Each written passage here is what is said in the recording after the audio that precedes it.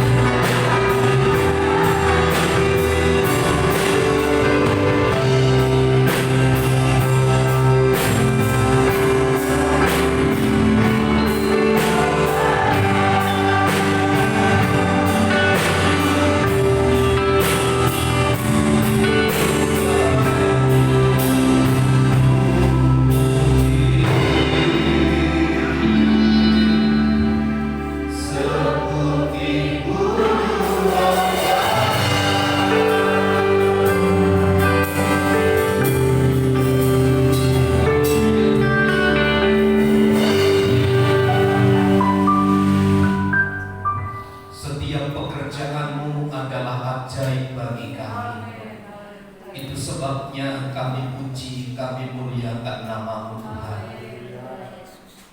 Terimalah setiap pujian dan penyembahan kami yang keluar dari dasar hati kami. Tuhanlah dimuliakan di dalamnya. Ketika firman Allah ditaburkan bagi kami, berikanlah kepada kami hati yang mengasihi Engkau, sehingga setiap kebenaran itu menjadi pedoman, menjadi sebuah suluh bagi kami, menjadi penerang bagi setiap jalan kami dalam kegelapan.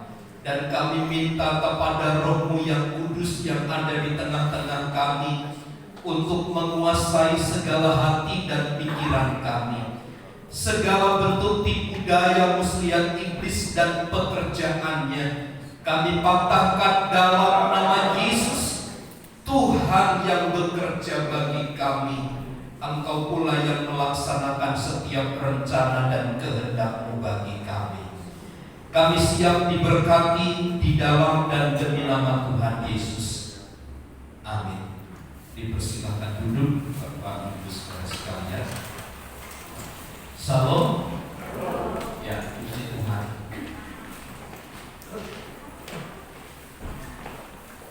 Dalam Injil Matius pasal yang ke-5,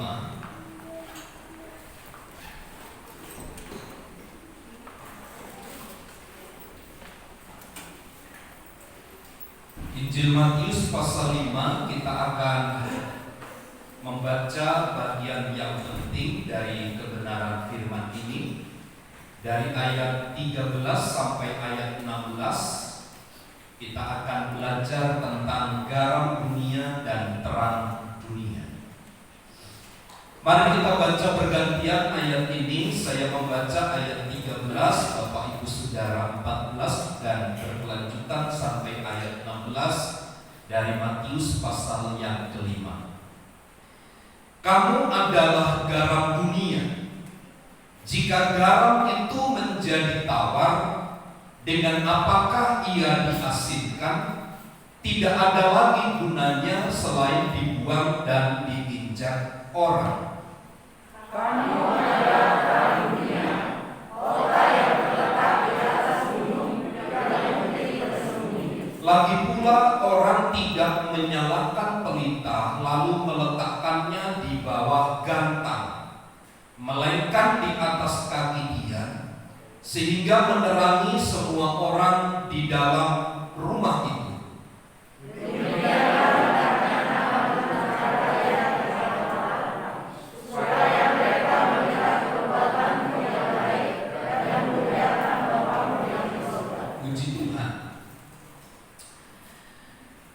Yang kita baca dari ayat 13 sampai ayat yang ke-16 dari Matius pasal yang ke-5 ini adalah ketika setelahnya Tuhan Yesus berbicara tentang penganiayaan.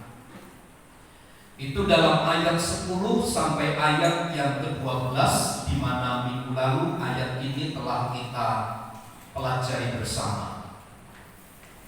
Jadi Bapak Ibu Saudara, ketika Tuhan Yesus membicarakan tentang identitas orang percaya, bahwa mereka sebagai garam dan terang dunia, itu adalah setelah Tuhan Yesus berbicara kepada mereka mengenai penganiayaan. Artinya dari pernyataan ini kita dapat mengambil kesimpulan yang sederhana, bahwa situasi yang sedang terjadi atau apa yang sedang dipikirkan bukanlah merupakan sebuah keadaan yang mudah, sebuah keadaan yang nyaman. Tidak seperti itu. Mudah bagi kita menjadi terang, menjadi garam bagi orang-orang yang sedang atau dalam keadaan yang baik. Kita bisa menjadi garam, bisa menjadi terang bagi orang di sekitar kita merasa pribadi kita mengalami keadaan yang baik. Ini adalah cara berpikir manusiawi kita. Seolah-olah Bapak Ibu Saudara, kita ini dapat menjadi penerang. Kita ini bisa menggarami dunia yang sedang tawar itu ketika kita dalam keadaan baik, tanpa masalah, tanpa hambatan, tanpa kesulitan. Tetapi justru Alkitab memberikan pandangan yang berbeda kepada kita. Munculnya sebuah perintah pembaharuan tentang Matius pasal 5 mulai ayat 1 sampai ayat 12, yaitu tentang bagaimana mereka harus memulai dari diri sendiri agar mereka umat-umat Allah itu menjadi garam dan terang dunia. Saya ingin katakan begini, kekristenan itu bukan ada di dalam sebuah lingkaran. Kekristenan itu bukan eksklusif. Kita ada di dalam satu ruangan yang berbeda dengan orang lain. Minggu yang lalu kita dipertontonkan tentang kehebatan pertahanan Israel. Apa namanya itu, kalau ada roket masuk ke daerah Israel, Tel Aviv itu khususnya, langsung senjata mereka mengeluarkan ketika dapat sinyal itu langsung ada benteng pertahanan itu yang membackup. Tanpa harus ada aba-aba, tanpa harus ada kendali, apapun itu, kalau ada yang membahayakan, langsung bekerja secara otomatis. Nah, kekristenan bukan seperti senjata-senjata yang dipertontonkan kepada kita, di mana kita hidup hanya di dalam satu lingkaran begitu. Saya orang Kristen, maka komunitas saya adalah orang Kristen. Tidak. Bagaimana garam dan terang kita bisa dirasakan oleh orang dunia? Itu sebabnya kekristenan yang tercatat di dalam ayat 13 sampai ayat 16 itu adalah adanya pembauran. Itu sebabnya kita diletakkan dalam berbagai macam komunitas. Dalam lingkungan kita beragam, baik budaya, suku, agama, kebiasaannya berbeda-beda. Mudah mungkin kita berkata saat segala sesuatu itu homogen gitu. Semua sama. Tetapi justru ada problem yang berkepanjangan dalam hal itu. Bagaimana mungkin kita dapat menjadi terang dan garam dalam komunitas kita pribadi? Sekali lagi, kekristenan itu bukan seperti dalam tempurung, tetapi kekristenan itu adalah berbaur dengan yang lain, agar makna fungsi daripada garam dan terang itu dapat dinikmati, dapat dirasakan oleh orang-orang yang ada di sekitar kita. Jadi Bapak Ibu Saudara, kita harus mulai membangun pemahaman begini, bahwa untuk menjadi garam dan terang dunia tidak perlu menuntut keadaan pribadi kita baik dulu, tetapi untuk orang lain dapat merasakan pribadi kita menjadi terang dan garam bagi dunia itu adalah meskipun kita sedang ada di dalam hambatan. Meskipun tercatat di dalam ayat 10 sampai ayat 12 tentang aniaya sebab kebenaran. Karena melalui penganiayaan itulah kuasa Tuhan itu menjadi sempurna atas hidup orang-orang percaya. Untuk menjadi garam dan terang dunia memang membutuhkan sebuah resiko. Sebab mudah saja Bapak Ibu Saudara kita menjadi garam dan terang dunia tanpa ada masalah. Menurut saya semuanya bisa. Kalau segala sesuatu ada dan kita miliki, mudah bagi kita untuk memberi terang bagi orang lain. Kalau segala sesuatu kita punya, bukankah mudah kita mengulurkan tangan bagi orang-orang yang sulit? Kita mudah mengulurkan tangan bagi mereka yang berkekurangan. Mudah bagi kita untuk mengulurkan tangan bagi orang-orang yang menderita. Karena segala sesuatu ada dan kita miliki. Dan itu merupakan sebuah pekerjaan yang mudah. Karena segala sesuatu ada. Tetapi bagaimana bila segala sesuatu tidak ada? Bila kita sedang ada dalam tekanan hidup yang berat, bila kita dalam situasi yang tidak baik, kita masih dapat menjadi garam dan terang dunia. Saya kagum tentang kisah dari 1 Raja-Raja mulai pasal 17 tentang seorang janda di Sarfat. Alkitab menegaskan di sana janda itu sudah ditinggal oleh suaminya. Yang ada hanya beberapa anak, dan di dalam rumah itu hanya makanan yang sedikit. Ada tepung sedikit segenggam dan minyak. Alkitab berkata kalau itu diolah, dimakan oleh ibu itu dan dibagikan kepada anak-anak, tinggal menunggu hari kematian menjelang.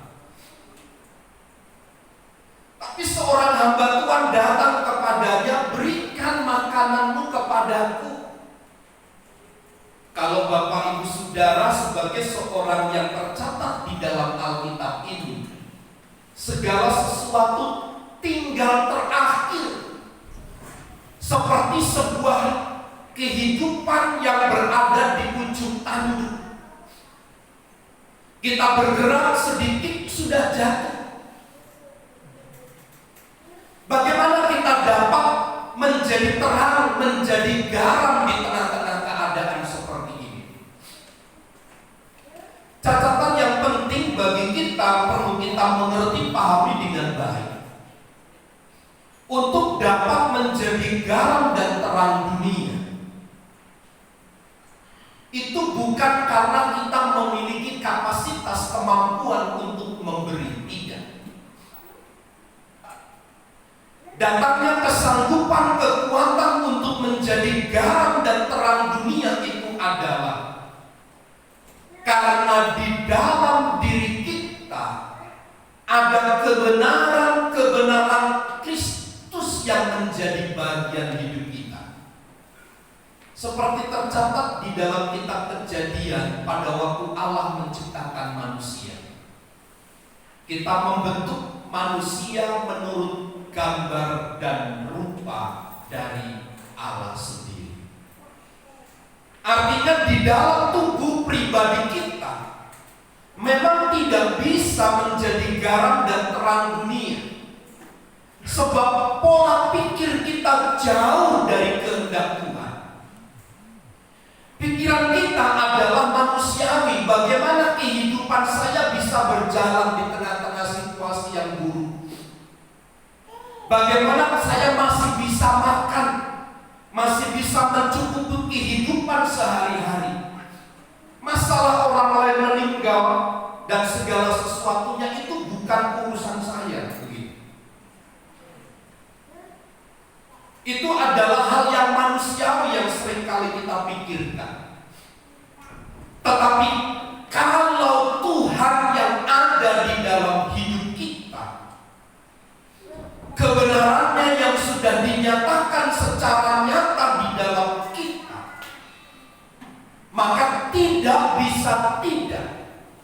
Sifatnya adalah harus kita dapat menjadi garam dan terang bagi dunia. Di dalam ayat 13, kamu adalah garam dunia. Jika garam itu menjadi tawar, dengan apakah ia diasinkan? Tidak ada lagi gunanya selain dibuang dan diinjak orang. Kalau kita ingin memahami tentang pernyataan ayat 13 ini, maka kita harus kembali kepada teks budaya daripada orang-orang yang pada waktu itu, yaitu orang-orang Yahudi, di mana orang-orang pada budaya kuno waktu itu menggunakan garam itu sebagai alat yang pertama untuk mengawetkan, yang kedua adalah untuk memberi rasa pada makanan. Fungsi garam bagi orang Yahudi budaya kuno waktu itu adalah untuk mengawetkan dan memberi rasa. Satu kali saya masak terlalu asin, di masakan itu tidak enak. Satu kali anak-anak masak, garamnya kurang, juga tidak bagus. Garam itu harus pas takarannya. Supaya apa? Memberi rasanya itu tepat, tidak kurang dan tidak berlebih, sesuai dengan takarannya. Nah, ketika Alkitab berkata kamu adalah garam dunia, jika garam itu menjadi tawar, dengan apakah ia diasinkan? Ini memberikan sebuah indikasi bahwa sesungguhnya dunia yang kita hidupi hari ini adalah diasumsikan sebagai dunia yang dalam keadaan busuk, dalam keadaan sedang mengarah kepada pembusukan. Lihat saja Bapak Ibu Saudara, hanya karena uang 1.000 perak seseorang bisa dibunuh. Seorang anak minta uang 100.000 kepada mamanya. Mamanya benar-benar tidak punya uang, lalu mamanya dibunuh oleh anaknya. Kita dipertontonkan oleh kejadian-kejadian yang seperti ini. Kejahatan itu ada di mana-mana. Kebusukan di dalam semua bidang kita dapati di mana-mana. Ketidakadanya kepedulian itu merajalela. Dan keadaan-keadaan inilah yang diasumsikan oleh Alkitab bahwa di dalam keadaan ini anak-anak Tuhan terpanggil untuk menunjukkan jati dirinya.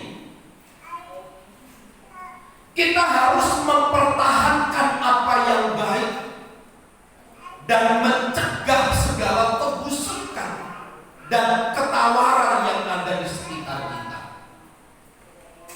Bapak Ibu Saudara, hari-hari ini kita dipertontonkan pada situasi begini.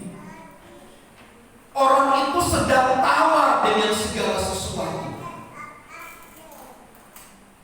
Orang beragama mulai tawar. Orang beribadah mulai tawar. Orang melakukan sesuatu yang baik sudah tawar, tidak ada lagi rasanya. Dunia kita adalah identitasnya adalah aku. Yang penting saya. Bagaimana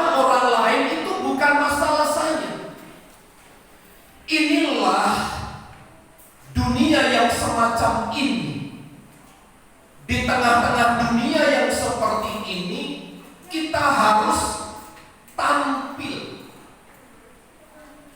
Ketika Nuh lingkungannya adalah lingkungan yang jahat, Nuh itu tetap menjadi seseorang yang menunjukkan kredibilitas sebagai anak Tuhan. Meskipun Nuh tinggal di dalam lingkungan yang bejat, yang jahat, kejahatan mereka pada zaman Nuh itu sudah terlalu memuncak.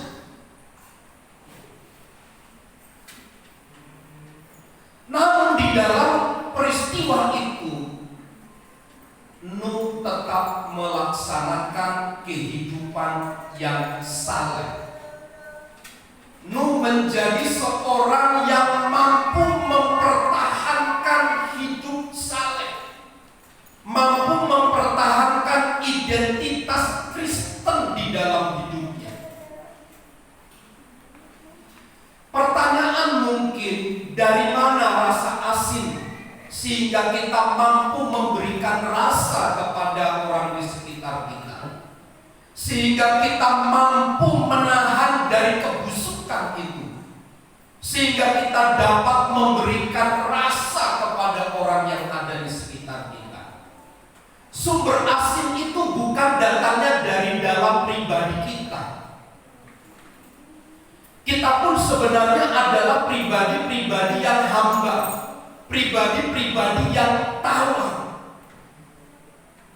Tetapi rasa asin itu kita dapat di dalam pribadi Yesus Kristus. Nah, kegagalan kita sebagai anak-anak Tuhan untuk tampil menjadi garam di tengah dunia, ini merupakan sebuah peristiwa atau tragedi yang paling tragis di dalam kekristenan. Sebab di dalam diri kita ada Kristus. Rasa asin itu ada di dalam pribadi kita. Bagaimana mungkin kita tidak bisa dapat mempertahankan nilai-nilai kebenaran? Bagaimana mungkin kita tidak dapat memberi rasa kepada orang di sekitar kita? Kata yang dipakai dalam ayat 13 menjadi tawar, itu dipakai kata dalam bahasa Yunani morante. Itu artinya menjadi bodoh. Maksud dari pernyataan ayat itu adalah garam biasanya dalam budaya kuno itu diambil dari laut mati. Bapak Ibu Saudara bisa searching ya, bisa lihat di Google. Mereka setiap mengambil garam itu selalu dari laut asin, laut mati itu. Nah, garam di laut mati itu rupanya tidak hanya satu material garam saja, tetapi ada banyak material-material yang lain. Nah, biasanya kalau garam itu dimasukkan ke dalam air, lalu garam itu cepat larut. Sementara material-material yang lain itu menjadi problem dalam masakan. Nah, itu tidak bisa dipakai. Kata Alkitab di dalam ayat yang terakhir, tidak ada lagi gunanya selain dibuang dan diinjak oleh orang. Material-material yang tidak memberi rasa itu dibuang dan diinjak-injak. Tetapi yang dipakai adalah garam itu yang masih ada rasa asinnya itu. Nah, maka dengan demikian, garam yang dimaksud dalam ayat ini tidak murni. Ada banyak campuran-campuran di dalamnya, ada banyak material-material di dalamnya. Sehingga kalau seorang memasak akan berubah luntur garamnya, tapi ada beberapa material yang masih ada di situ dan itu dibuang, diinjak oleh orang. Nah, apa kaitannya dengan kata morante menjadi bodoh dalam ayat ini? Orang Kristen yang tidak mengeluarkan rasa asin dari dalam tubuhnya karena Kristus ada di dalam hidupnya itu yang adalah rasa asing sendiri, itu adalah orang Kristen yang bodoh. Kebodohan di sini bukan karena pribadi Tuhan di dalam hidup kita, tetapi karena kemanusiaan kita yang menjadikan kita bodoh. Entah kita takut terhadap lingkungan, entah kita tidak berani menyampaikan garam itu, entah kita tidak enak terhadap lingkungan untuk memberi rasa, untuk mengawetkan, mempertahankan kebaikan itu, atau mungkin karena kemalasan kita. Itu sebabnya yang diinjak dan dibuang orang itu adalah karena kebodohan kita sendiri. Nah, kalau sudah garam itu menjadi tawar, tidak ada lagi gunanya selain dibuang dan diinjak-injak oleh orang-orang yang ada di sekitar kita. Jadi kekristenan itu adalah memberi rasa asing. Kita mengawetkan, kita memelihara kebaikan. Meskipun dalam keadaan yang tidak baik, ada resiko yang menanti, harus tetap menjadi garam itu dinyatakan. Mungkin kita tidak bisa menjadi garam dengan cara sesuatu memberikan materi dari pribadi kepada orang lain karena kita tidak punya. Tetapi itu bukan menjadi alasan bagi kita untuk tidak menjadi garam. Sebab kalau kita membatasi diri hanya karena kita kurang, karena kita tidak mampu, karena kita lemah, karena kita tidak berdaya, sesungguhnya kita adalah orang-orang yang bodoh, orang yang telah menjadi tawar. Dan orang-orang yang demikian, kata Alkitab, dibuang dan diinjak-injak, sudah tidak berfungsi lagi. Nah, orang Kristen yang demikian adalah orang yang bodoh, kata Alkitab. Itu sebabnya orang-orang Kristen yang gagal memainkan peranan menjadi garam dan bagi dunia ini, mereka bukan hanya tidak berguna, melainkan juga akan dianggap sepele, akan diremehkan, akan dipandang sebelah mata oleh dunia. Kita akan dipermalukan karena diri kita sendiri terlihat bodoh di depan mata mereka karena kita menjadi tawar. Orang dunia akan memandang kita sebelah mata. Orang dunia akan membuat kita remeh, disepelekan. Kenapa? Karena kita menjadi tawar. Karena kita bodoh tadi. Kita sudah tidak dapat memberi rasa. Kita tidak mempertahankan kebaikan-kebaikan dari Kristus yang telah nyata di dalam kehidupan kita ini. Nah, yang kedua adalah bagaimana kita menjadi terang dunia di dalam ayat 14 sampai ayat yang ke-16. Ada beberapa catatan penting yang saya ingin sampaikan kepada kita terkait menjadi terang dunia yang adalah identitas Kristen di dalam dunia ini. Setiap kita, Bapak Ibu Saudara, terpanggil untuk memainkan peranan menjadi terang di tengah-tengah kegelapan dunia ini. Menyikapi pernyataan ini, Paulus memberikan sebuah pandangan, Paulus memberikan sebuah anjuran kepada orang-orang yang ada di Filipi agar mereka itu tidak beraib, tidak bernoda sebagai anak Allah, dan tidak mencela di angkatan yang bengkok ini. Filipi pasal 2 ayat yang ke-15. Kita baca sebentar ayat ini sebagai satu referensi di mana Kristus menjadikan kita sebagai terang dunia. Ini adalah panggilan kita, supaya kamu tiada beraib dan tiada bernoda, sebagai anak-anak Allah yang tidak tercela di tengah-tengah angkatan yang bengkok hatinya dan yang sesat ini, sehingga kamu bercahaya di antara mereka seperti bintang-bintang di dunia. Ini adalah identitas dan peran kita di dalam dunia yang gelap ini. Kita itu harus menjadi cahaya seperti bintang-bintang di dunia. Bagaimana bisa hal itu terjadi?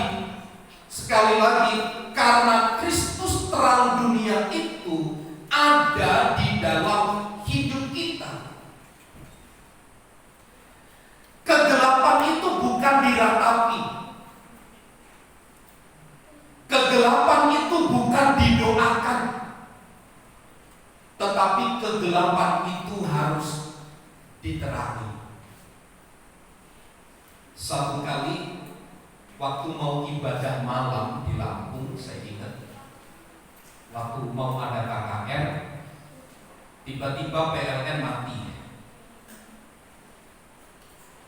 Hamba-hamba Tuhan daerah, beberapa orang, sekitar 5 orang, mereka berlutut berdoa minta Tuhan supaya menyalakan listrik sehingga menjadi terang, kembali bisa beribadah dengan baik.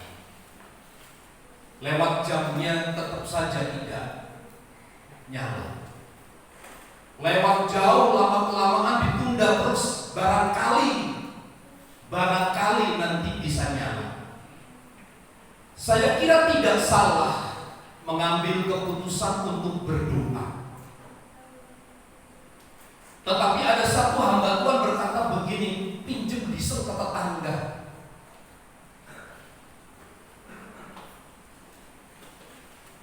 Lalu pinjam diesel ke tetangga, lalu kelistrikan di dalam gereja itu nyala dan bisa beribadah.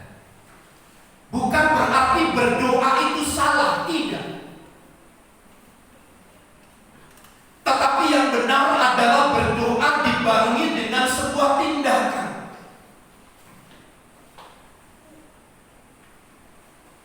Kita tidak bisa hanya meratapi dunia kok jahat ya, keadaan kok tidak baik ya. Kalau kita hanya sekedar meratap, bersedih, tidak akan pernah terjadi perubahan selama kita belum menampakkan terang kita ada di dalam dunia ini. Seharusnya Bapak Ibu Saudara, dengan cara kita berbicara, dengan cara kita berkendara di jalan umum, dengan cara kita bersosialisasi dengan lingkungan, orang lain sudah tahu, oh ini anak Tuhan. Tidak harus mengeluarkan identitas salibnya sebagai orang Kristen, tapi sudah nyata sedemikian rupa bahwa dia dapat menjadi terang bagi sesamanya. Inilah identitas yang harus muncul di dalam hidup kita. Terang itu sudah ada di dalam hidup kita. Problemnya adalah di dalam ayat yang ke-15 dan ayat 16 lagi pula, orang tidak menyalakan pelita lalu meletakkan di bawah gantang. Gantang itu adalah sebuah alat, kalau saya asumsikan itu seperti mangkok begitu, tapi agak besar ukurannya. Nah, di bukit-bukit, di gunung-gunung itu biasanya banyak, pada waktu itu banyak lampu-lampu begitu. Tidak mungkin orang menyalakan lilin, menyalakan pelita, lalu ambil gantang atau bahasa saya mungkin mangkok begitu, lalu pelita itu ditutup.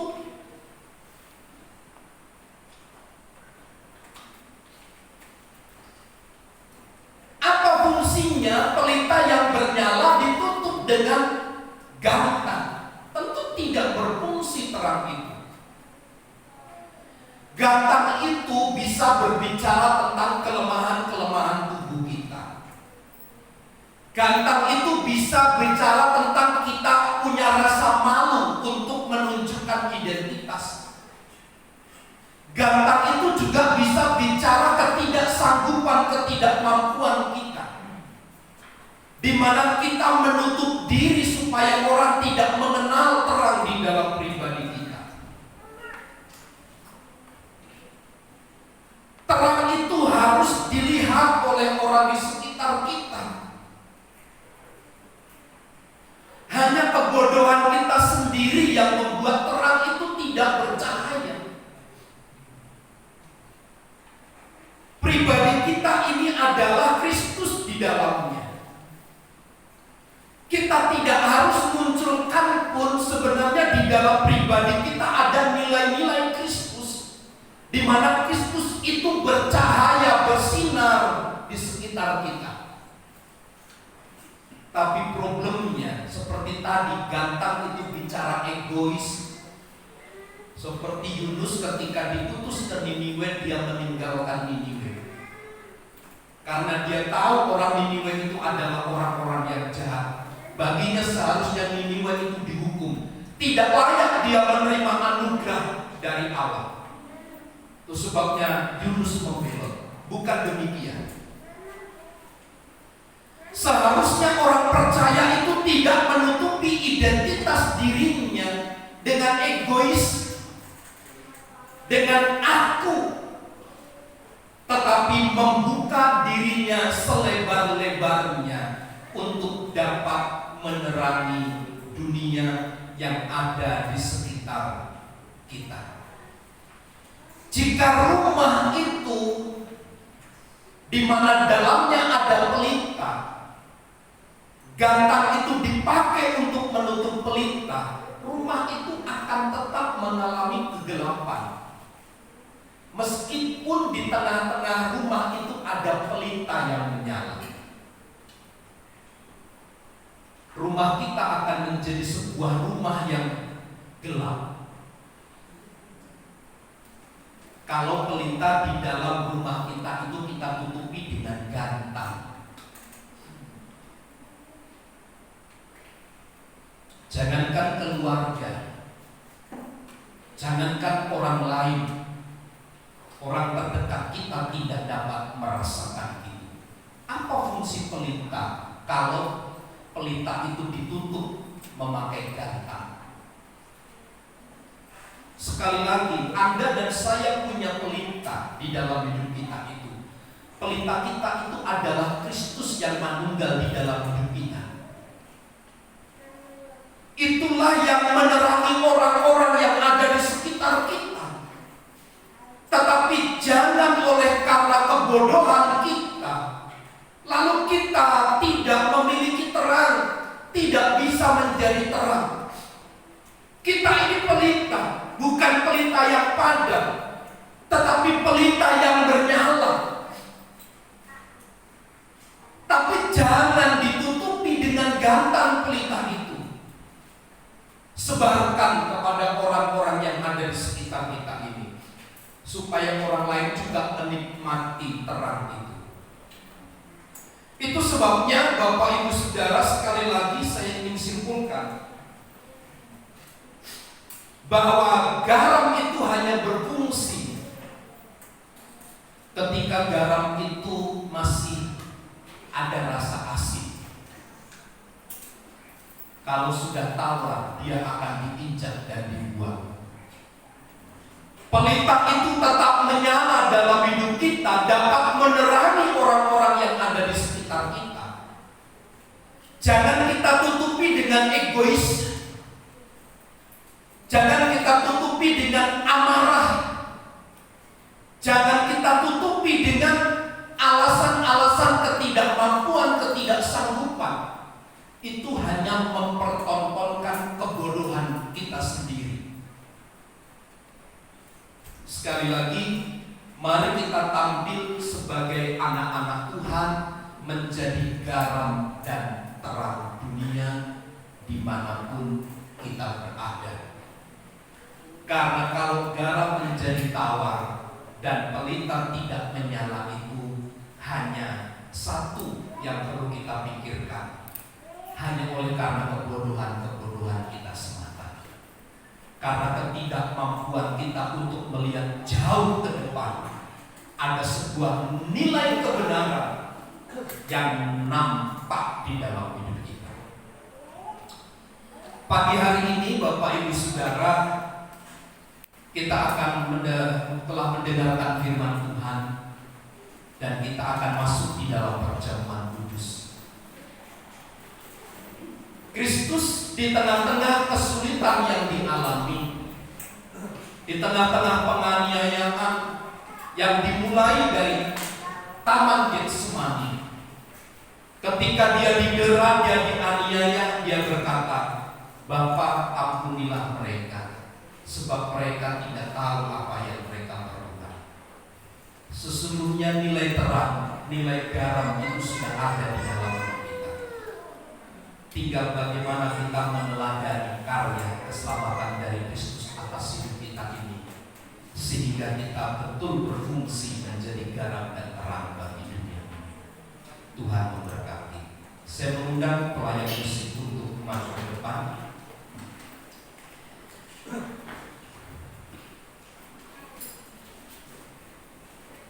Telah melihat bukti kasih-Mu, kita menyanyikan pujian ini kepada Tuhan untuk kita masuk di dalam perjamuan kudus. Terpujilah nama-Mu Tuhan, haleluya. Kemuliaan dan hormat hanya bagi Bapa, haleluya.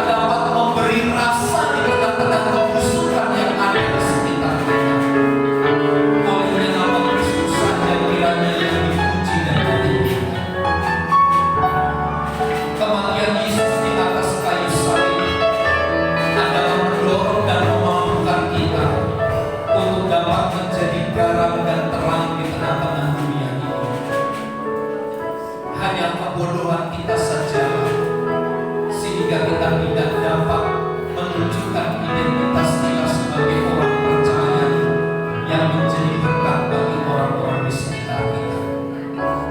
Saya mengundang pelayan perjamuan untuk maju coba. Mari bersama sidang jemaat buat kita mempersiapkan diri untuk masuk di dalam perjamuan kudus. Nikmatilah kasih anugerahnya, nikmatilah keselamatan, nikmatilah segala pertolongan yang Dia tunjukkan dalam perjalanan hidup kita dari hari ke hari. Oh, terlalu besar kasih-Mu Bapa, pengorbanannya Kau tidak beri.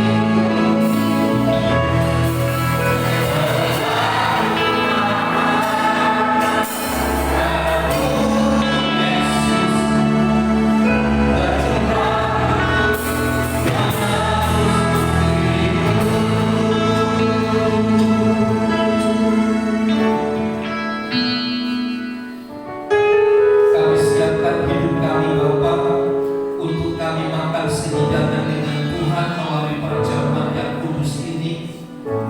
Sucikan, kuduskan hati dan pikiran kami, supaya kami terus mengenang bagaimana perbuatan-Mu di atas kayu salib yang telah membawa dan menuntun kami kepada terang yang ajaib, kepada kehidupan yang baik dari hari ke hari. Biarlah kebenaran-Mu menjadi nyata di dalam kehidupan kami. Berkati hamba-hamba-Mu, pelayan perjamuan yang telah mempersiapkan diri untuk menghantar berkat perjamuan kepada umat-Mu, dan setiap tangan yang mengambil di dalamnya buih berkat, sehingga berkat Tuhan limpah bagi kami. Kami lakukan perjamuan kudus pagi hari ini di dalam nama Allah Bapa, Putra dan Roh Kudus, yaitu di dalam nama Tuhan Yesus Kristus. Amin. Terima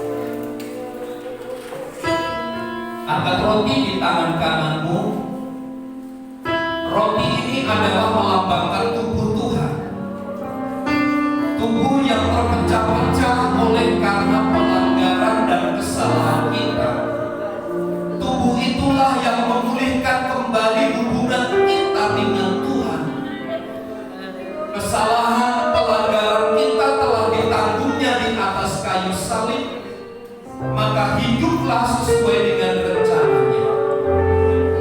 Sebab apa yang telah kuteruskan kepadamu telah aku terima dari Tuhan, yaitu bahwa Tuhan Yesus pada malam waktu ia diserahkan mengambil roti, dan sesudah itu ia mengucap syukur atasnya.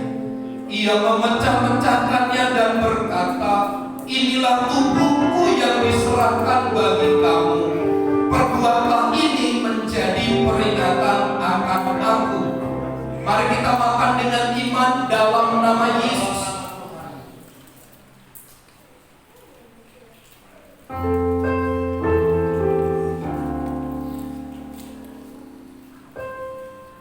Haleluya, terima kasih. Angkat cawan di tangan kanan kita. Cawan yang berisi air anggur adalah melambangkan darah Tuhan. Darah yang suci, darah yang kudus, darah yang mulia itulah yang membasuh, yang menyucikan, yang menguduskan kehidupan kita, sehingga ada jaminan kehidupan kekekalan di dalam Kristus melalui karya salib hanya untuk mengasihi kita yang percaya kepadanya. Demikian juga ia mengambil cawan sesudah makan, lalu ia berkata, "Cawan ini adalah perjanjian baru yang dimeteraikan oleh darahku.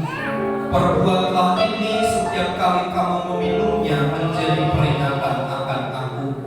Sebab setiap kali kamu makan roti dan minum cawan ini, kamu memberitakan kematian Tuhan sampai Dia datang."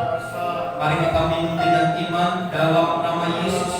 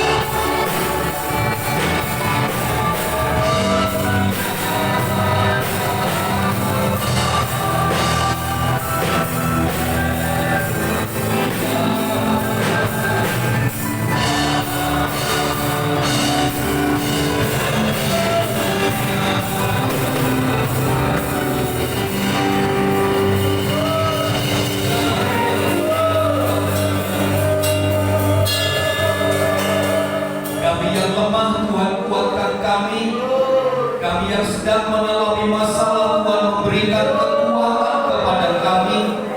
Kami yang sedang menghadapi situasi yang sulit, Tuhan yang menghibur kami. Kami yang sedang mengalami masalah, ada jalan keluar dari Tuhan. Kami berdoa pagi hari ini, kami tidak ingin menjadi orang-orang yang bodoh, tetapi kami ingin terus menjadi garam dan terang bagi dunia ini, untuk memberitakan kabar baik kepada orang-orang yang tidak mengenal Allah. Kami ingin ciptakan sebuah situasi yang baik. Kami akan nyatakan kepada dunia bahwa Engkau sungguh Allah yang hidup, Allah yang telah memeteraikan kami dengan segala kehidupan yang baik. Pagi hari ini kami berdoa bagi jemaat Tuhan yang sakit. Tuhan pulihkan kami, Tuhan sembuhkan kami dalam nama Yesus. Kami percaya kasih kuasa Allah selalu menyertai kami. Kasih-Mu tidak akan pernah terputus oleh kesulitan yang kami alami, tetapi kami akan semakin eksis dari hari ke hari untuk tampil menjadi pribadi-pribadi yang elegan sesuai dengan kebenaran-kebenaran firman Allah yang telah dinyatakan kepada kami. Roh Kudus mampukan kami, celingkan mata rohani kami, perbaharui hidup kami Bapa, agar kiranya sinar kemuliaan Allah terus bersinar di dalam kehidupan kami.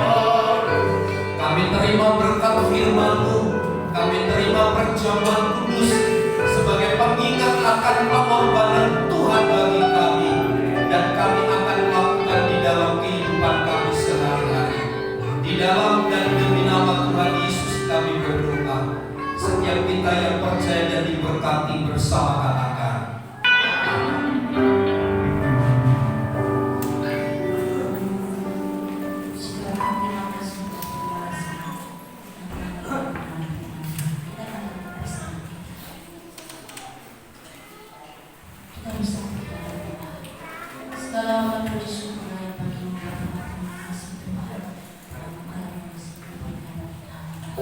Sekarang kami akan jalankan sebagai kesempatan kami Tuhan, berkati kami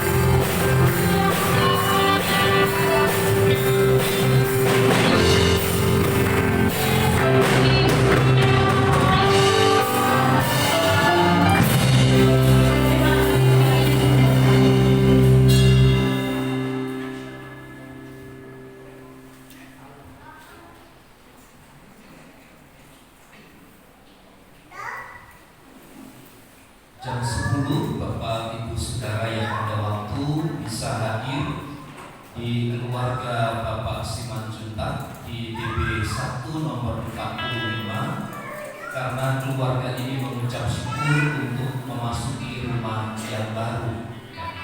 Setelah ibadah, Bapak Ibu Saudara bisa langsung kita mulai ibadah jam 10. 9.30 nggak bisa ya. Jam 10 kurang seperempat kalau kita bisa mulai di sana. Ibadah singkat saja ya, ibadah singkat kita akan adakan sebentar. Silakan Bapak Ibu Saudara hadir, kita bersama hadir.